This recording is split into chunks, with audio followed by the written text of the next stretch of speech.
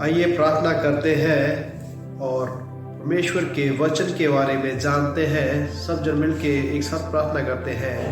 है हमारे पिता, तू जो स्वर्ग में है, तेरा नाम पाक माना जाए, तेरा राज आए, तेरी इच्छा जैसे स्वर्ग में पूरी होती है जमीन पर भी हो। हमारे दिन भर की रोटी आज हमें दे, हमारे कसूर हमें माफ़ कर जिस प्रकार हम अपने कसूरवारों को माफ़ करते हैं। हमें आजमाइश में न ला बल्कि बुराई से बचा, क्योंकि राज्य और बरकत महिमा सदा आपकी है। आमीन। आज का वचन है मत्ती का सुसमाचार 1:18। यीशु का जन्म के बारे में पढ़ते हैं। आइए इस वचन की ओर चलते हैं।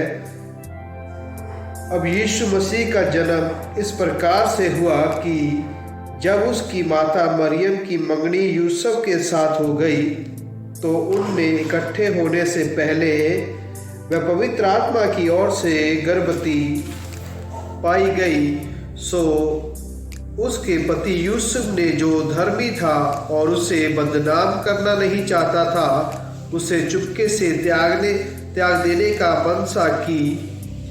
जब वह इन बातों को सोच ही रहा था तो प्रभु का स्वर्गदूत उसके स्वप्न में दिखा देकर कहने लगा कि यूसुफ, दाऊद की संतान, तू अपनी पत्नी मरियम को अपने यहाँ ले आने से मत डर, क्योंकि जो उसके गर्भ में है वह पवित्र आत्मा की ओर से है।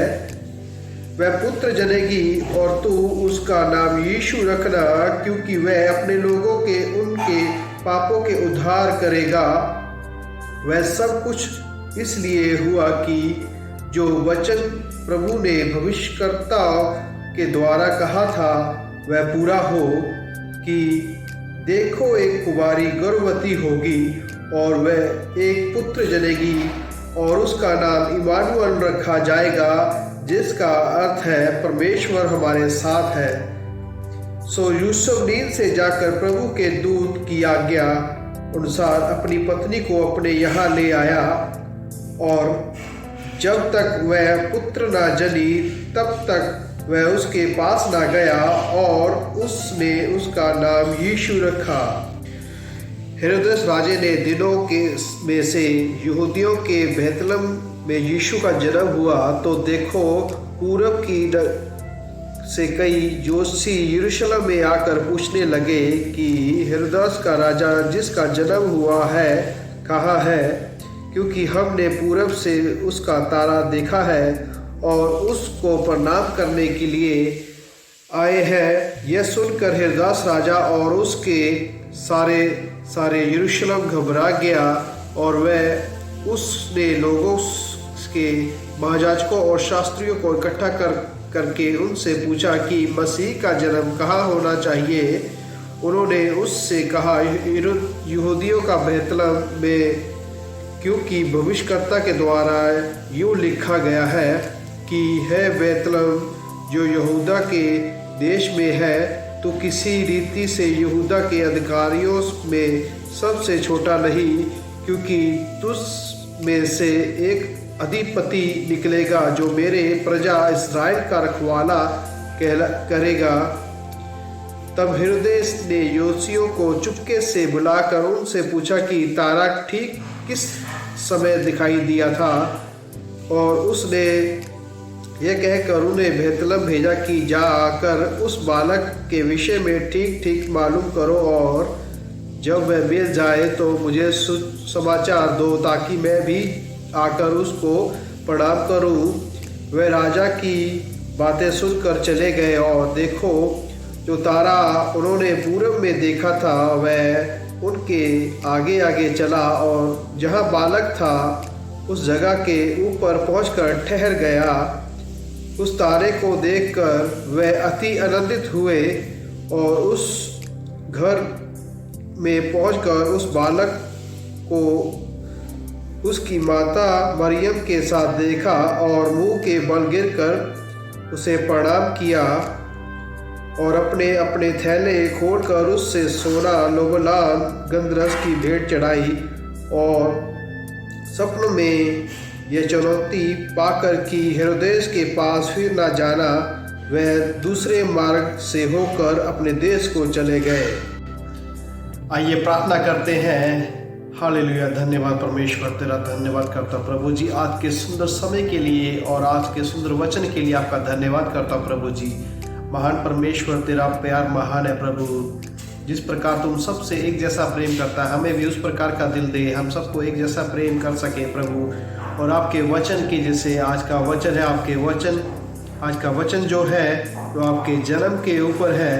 और जिस प्रकार आपका जन्म इस पृथ्वी पर हुआ और आपका पालन पोषण हुआ और जिस प्रकार आपने इस जगह पे जन्म लिया, हमारे पापों को मुक्त करने के लिए दिया, हमारी तकलीफ़ों को ख़त्म करने के लिए दिया और हमें पाप से दूर करने के लिए आपने इस जगह पे जन्म लिया प्रभु। आपका धन्यवाद करता प्रभु परमेश्वर। आपने अपने एक लौते पुत्र को हमारे लिए इस जगह पर भेजा ताकि हम सदा का जीवन पा सके, पापों से मुक्त हो सके, क्योंकि आप ही हैं जो चाहते हैं हमारा आपके जो बच्चे हैं वो सेफ रह सके और हर एक बीमारी से, हर एक तकलीफ से हम ठीक हो सके।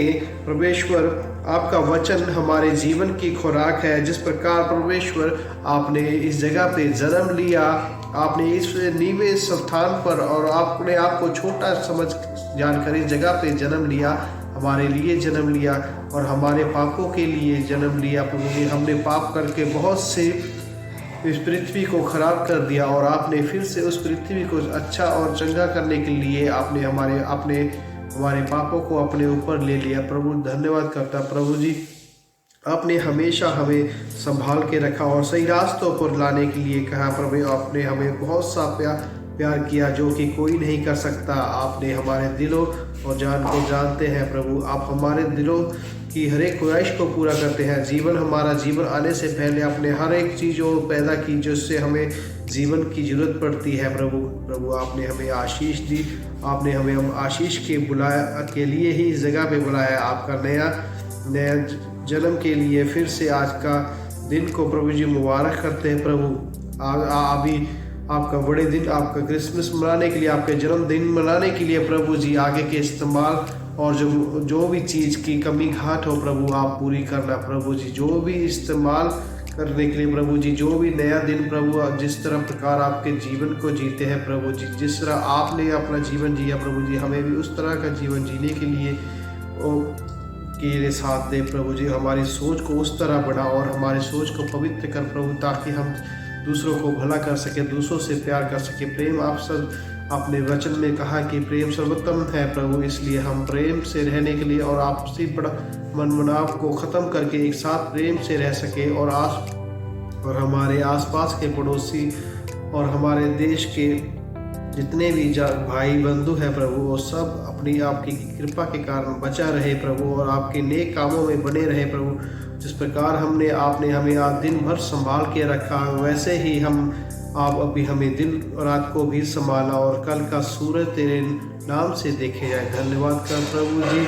बच्चों और बुजुर्गों को संभाल के रखना प्रभु जी, उनको हर एक बीमारी से, हर एक तकलीफ से बचा के रखना प्रभु। आप ही हो जो हमें हर एक तकलीफ़ों से, हर एक प्रॉब्लम से बचाते हो। धन्यवाद प्रभु जी। आगे का समय प्रभु जी आपके हाथों में देता हूँ।